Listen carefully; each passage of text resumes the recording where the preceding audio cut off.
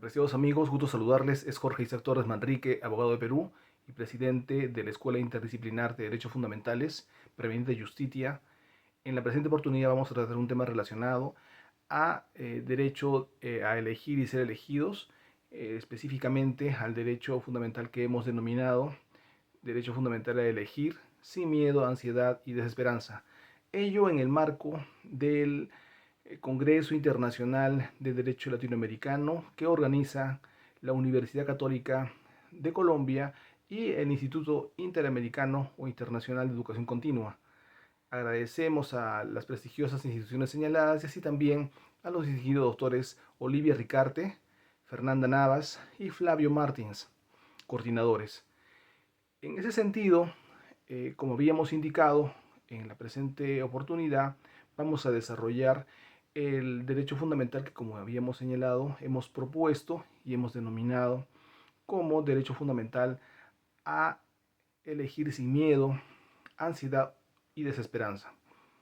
Como líneas iniciales corresponde señalar que, eh, si bien es cierto, ya es, digamos, conocido y harto conocido de manera histórica, sistemática, la vulneración que vienen teniendo los grupos vulnerables respecto de sus derechos electorales, específicamente elegir y ser elegidos, eh, y sus conexos. Por ello es que recientemente tenemos a bien indicar que hay, digamos que, una limitación, ¿no? Ya muy conocida en lo que corresponde pues a su acceso, a que puedan intervenir en la opinión y debate de la política nacional, ¿no? Viene siendo, como habíamos indicado, materia y objeto de una vulneración sistemática en dicho aspecto o alcance.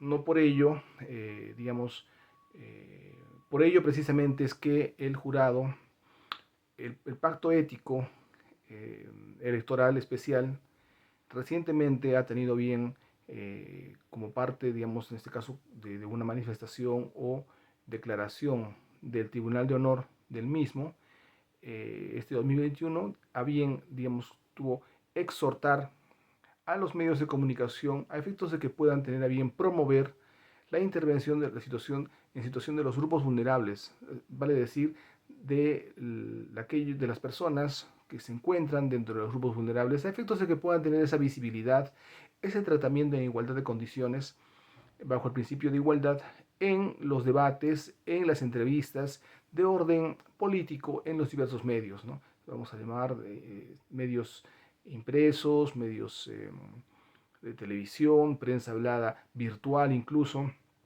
donde no se les da esa cabida, ¿no?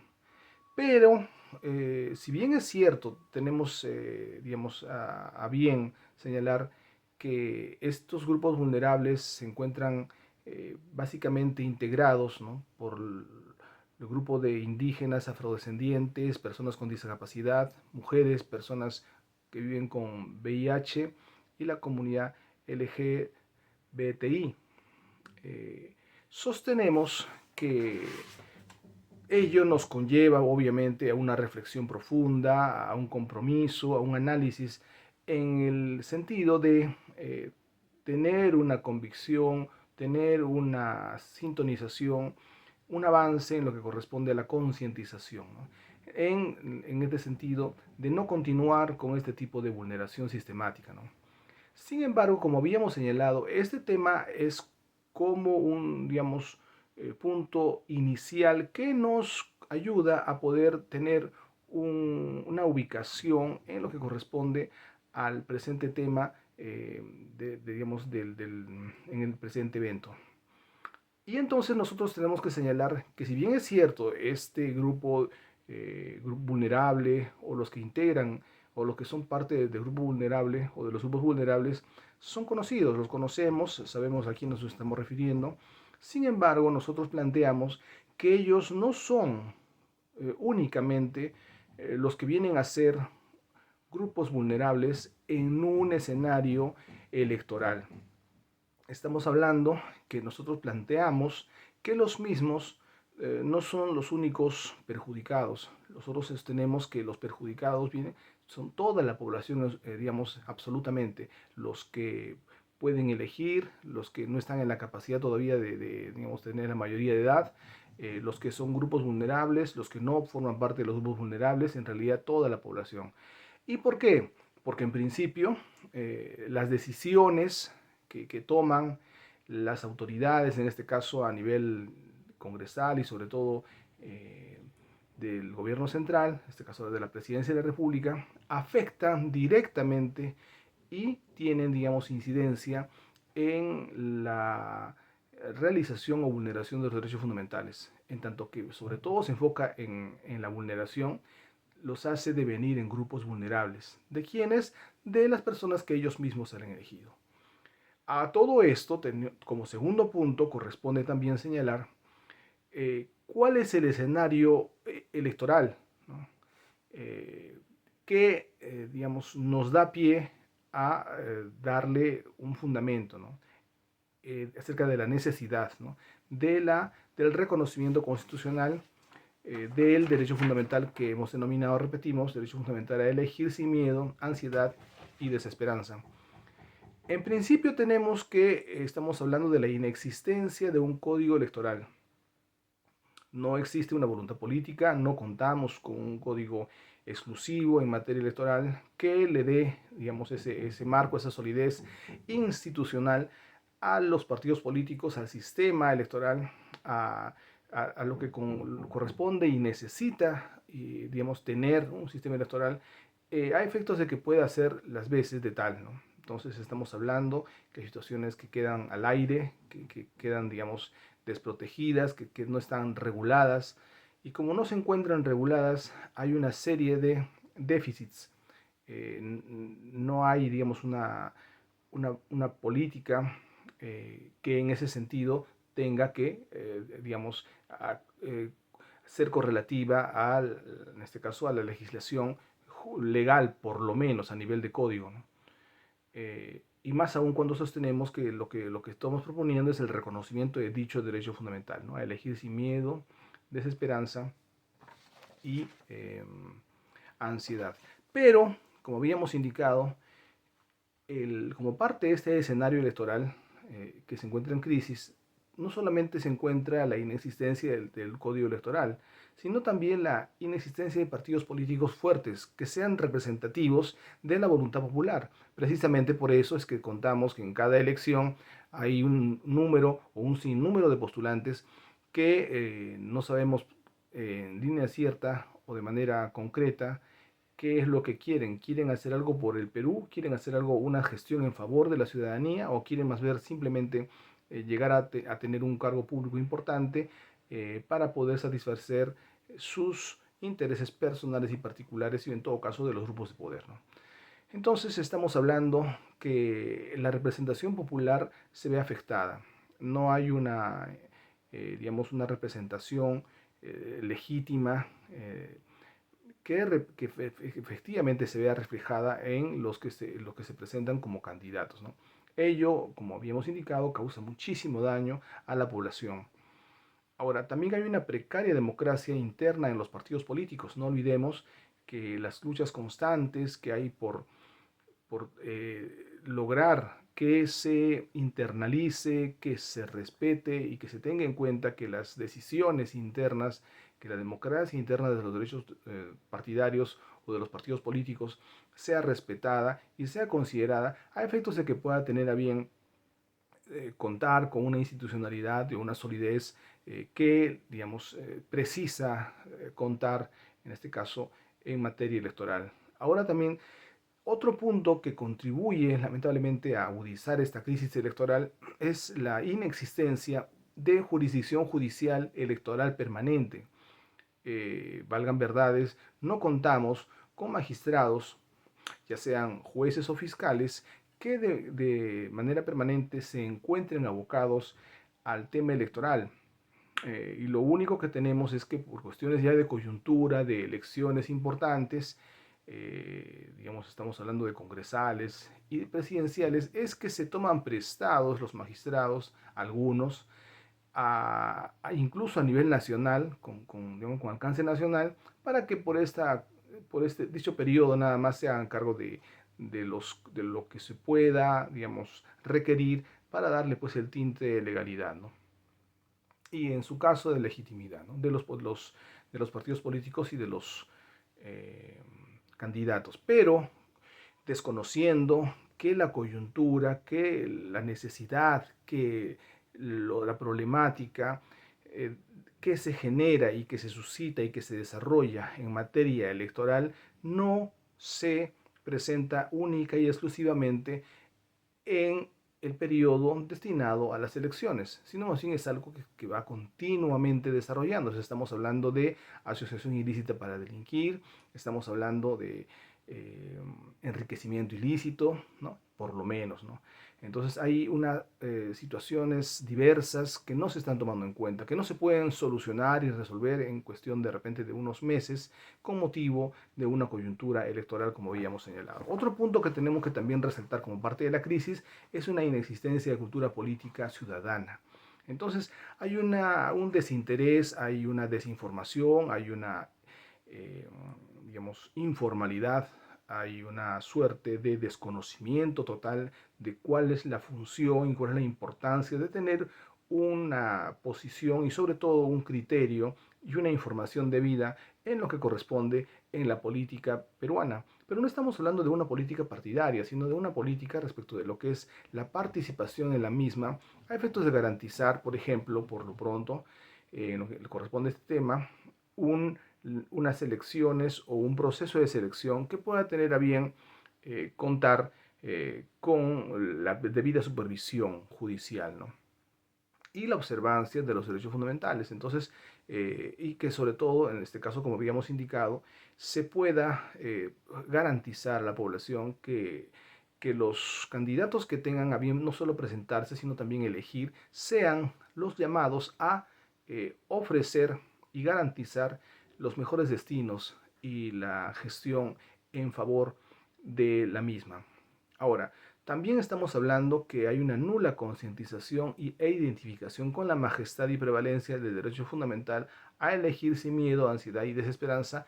Por supuesto que sí, en tanto que el derecho todavía no ha sido reconocido, es el que estamos proponiendo en esta oportunidad.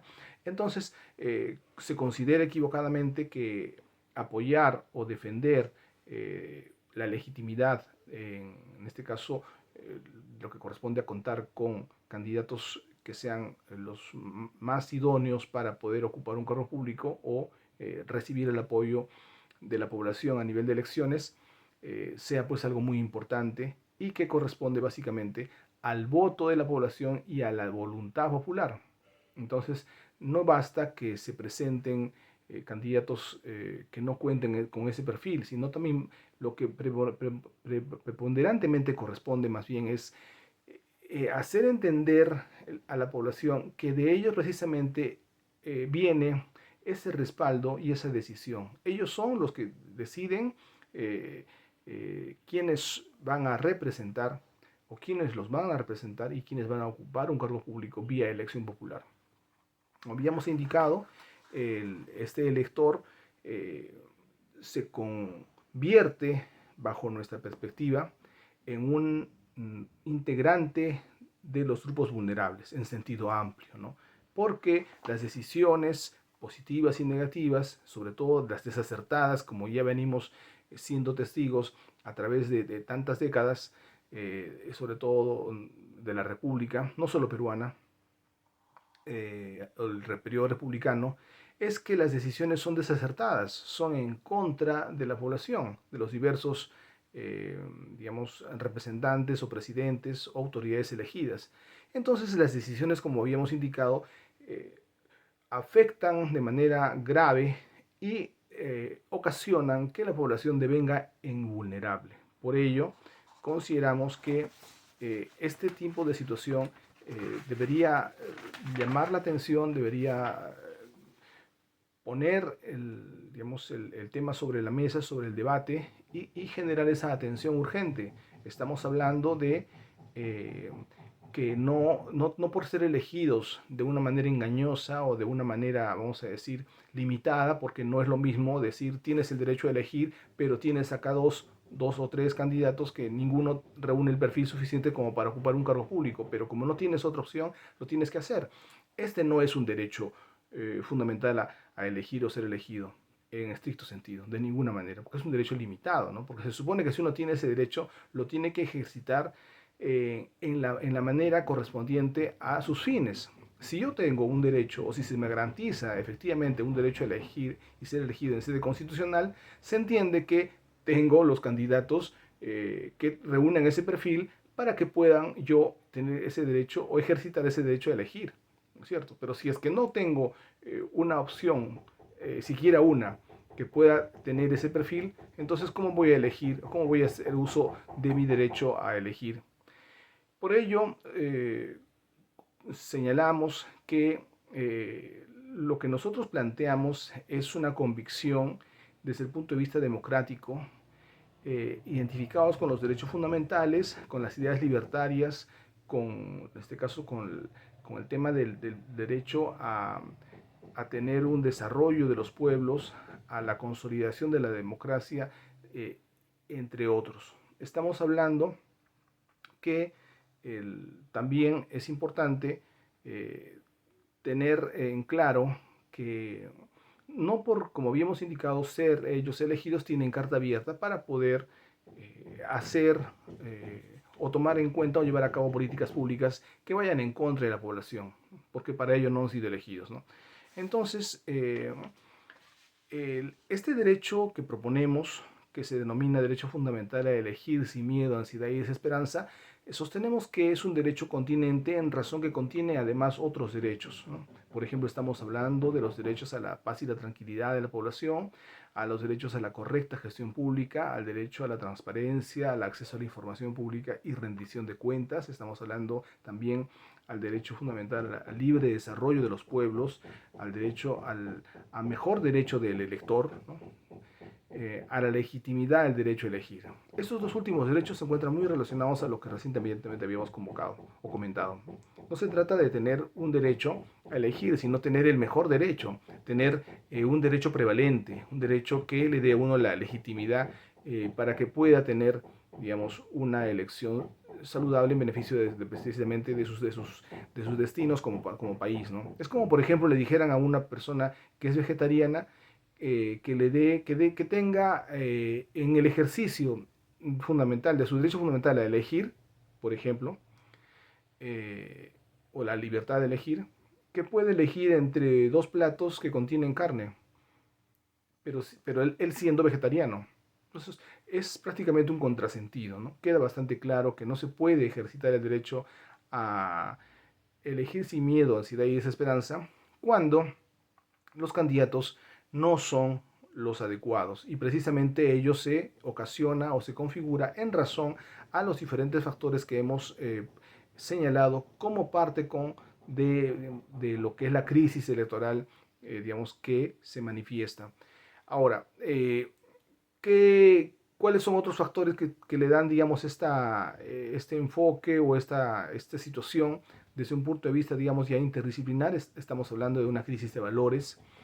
Se considera equivocadamente, por ejemplo, que aquel que roba, aquel que delinque, aquel que tiene un perfil delictivo, es el astuto, ¿no? Es aquel que logra su objetivo, es aquel que logra colocarse en un alto puesto a nivel de una institución tutelar, por ejemplo, a través de la mentira, a través de la estafa, a través de tantas otras artimañas, ¿no? Estamos hablando de una equivocada concepción de éxito, ¿no? Alejada de los principios, alejada de la ética y de los derechos fundamentales. Estamos hablando de una concepción de que las arcas del Estado son un botín y el más inteligente o supuestamente el más astuto es aquel merecedor, ¿no? De que llega al Estado y simplemente da rienda suelta a sus apetitos e intereses personales, o en todo caso de los grupos de poder, como habíamos indicado. Estamos hablando que hay una nula o identificación de un desconocimiento respecto de lo que son los derechos fundamentales que le asiste a la población. Estamos hablando que precisamente la población es la que tiene el poder, la que elige, la que dispone quién tiene o va a tener esa responsabilidad y que en su momento, cuando vea que el mismo no está llevando a cabo la gestión que corresponde, tiene el poder de revocar ese mandato, ¿no? Eh, Porque no olvidemos que el pueblo tiene el poder y nunca lo pierde, simplemente cede una parte del mismo para efectos de que el Estado sea creado por la población y funcione como con único y exclusivo fin de favorecer a la población y sobre todo a los que menos tienen. Ahora, estamos hablando por otro lado también, dentro de esta explicación, digamos, interdisciplinar, fundamentación, estamos hablando también de un desconocimiento de los principios elementales de la gestión pública y la administración, por supuesto, porque no solamente estamos hablando que tener una gestión, vamos a decir, en un cargo público como producto de una elección popular, que vulnera los derechos fundamentales, por ejemplo, o que puede vulnerar los derechos fundamentales de la ciudadanía. No, no solamente eso, sino que además puede vulnerar los principios de la administración pública. Estamos hablando del valor público, estamos hablando del principio de buena fe, ¿no? De la buena administración, que finalmente son los que están a cargo de los recursos económicos que cuenta el Estado, ¿no? En cuanto van a ser, digamos, su destino, ¿no? Su utilización, más aún cuando es la propia población que no solamente cree el Estado, sino que lo subvenciona a través, por ejemplo, de la adquisición de impuestos directos o indirectos, ¿no? Cuando, por ejemplo, va a comprar una tienda de abarrotes y en todo lo que adquiera viene un impuesto incluido, o cuando va a llenar combustible a su vehículo, también está pagando unos impuestos y que los mismos son recaudados o centralizados de manera sistemática eh, por el Ministerio de Economía y que al final año, de cada, eh, digamos, gestión anual, es que se debate y que se aprueba el presupuesto general de la República y a través de la exposición y de la sustentación de lo que requiere cada ministerio es que se les otorga para que puedan cumplir sus fines en el siguiente año, en el siguiente ejercicio. Entonces estamos hablando que hay un desconocimiento, como habíamos indicado, no solamente de los candidatos y de la población de los derechos fundamentales, sino también del derecho, en este caso de lo que es extranjero al derecho, como por ejemplo los principios de la administración señalados. Pero también tenemos que indicar ya desde un punto también interdisciplinar que esta equivocación, esta limitación, esta falta de entendimiento de lo que corresponde a los derechos fundamentales y al sentido y a la finalidad que persiguen los mismos y que fueron creados, también tienen, digamos, su explicación en la naturaleza propia de nuestra como latinos, en nuestro ADN, ¿no? Estamos hablando de que nosotros tenemos digamos, una concepción religiosa, una estructura de poder romana, una concepción mental griega, y griega viene de Platón y Platón viene de platónico y platónico viene de amor platónico. Ello nos da a entender que estamos hablando de algo idealizado, ¿no? Algo que no es correcto o no es completo, sino más bien es algo que se cree que es de una manera cuando no lo es, ¿no? Entonces consideramos desde el punto de vista aplicado a cualquier tema que querramos abocar en el marco de nuestra naturaleza latina, caemos o incurrimos en dicha figura, ¿no? De analizarlo desde un punto de vista platónico, como Platón. Y por eso no terminamos de entender, ¿no? En este caso, por ejemplo, idealizamos a un candidato, idealizamos a la democracia, idealizamos al derecho al voto, pero en realidad no nos detenemos a analizar cuál es el tema de fondo. Y no es que, digamos, no lo entendamos, sino que nuestra propia naturaleza nos lleva a poder actuar de esa manera, porque no podemos actuar de otra, sino que a través de nuestra propia naturaleza. Estamos hablando, por ejemplo, también por otro lado, que ello adicionado a las cuestiones ya particulares de cada quien otorgan que ello haga una suma de situaciones que que nos haga actuar de una manera u otra. Por ejemplo, estamos hablando colegio nacional, carencias diversas a través de su vida, amores contrariados en la adolescencia, y esas cosas no se pueden cambiar así nomás, ¿no? Entonces, de una u otra forma se van a manifestar en todos y absolutamente todo lo que querramos o que tengamos que hacer en la vida diaria. Ahora, ya lo dijo Ortega y Gasset, somos nosotros y nuestras circunstancias. Por ello es que de esa manera vamos a actuar de la manera que somos. Pero también tenemos que considerar que como parte de esta, digamos, de lo que nos corresponde aceptar y conocernos y reconocernos como producto de una cultura o de un ADN, ¿no? Es que nosotros como latinos nos ha faltado dos etapas de la evolución que sí cuentan o que sí tuvieron en Europa. Estamos hablando que no hemos tenido la etapa de la ilustración o la etapa del renacimiento y de la ilustración. Nos hemos pasado directamente de la edad antigua a la edad moderna y de ahí a la contemporánea. Entonces estamos hablando que la ilustración les dio a los europeos el renacimiento les dio esa capacidad de reflexionar, de volver a nacer, de aprender de sus errores, de poder entender qué era lo positivo y qué era lo negativo, y a través de ellos puedan reconstruirse y lograr su máximo desarrollo en la ilustración, en todo orden digamos, de materias y de ciencias y de artes, ¿no? Es por eso llegaron al máximo esplendor. Esos dos aspectos, como habíamos señalado, esas dos etapas del desarrollo de la humanidad, en nuestra concepción de nuestra naturaleza de latinos no hemos tenido. Entonces, por eso es que nos equivocamos, por eso es que no aprendemos y por eso no podemos reflexionar, porque no tuvimos el tema del renacimiento. Pero nosotros también podemos en cierta forma revertir o poder darle una concepción o una naturaleza de repente que pueda hacer las veces de superar esa situación, ¿no? Por ejemplo, alejarnos de los lugares comunes, tener mucho apego a la lectura, al análisis y al cuestionamiento, ¿no? Tener, por ejemplo, una situación o un apego a la investigación, ¿no? Que nos pueda ampliar una perspectiva y nos pueda tener una situación expectante, siempre digo cuestionante o cuestionadora.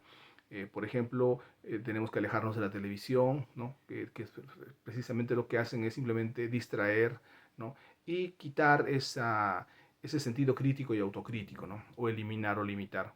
Entonces estamos hablando que lo que proponemos precisamente para que no tengamos que elegir candidatos que no tengan ese perfil, precisamente sostenemos que el derecho que hemos denominado a elegir sin miedo, ansiedad y desesperanza pueda ser reconocido a nivel constitucional, pero también, digamos, tenga que ser entendido desde un punto de vista como derecho continente, que engloba otros derechos, como habíamos indicado, y también a su vez que pueda tener una visión interdisciplinar, ¿no?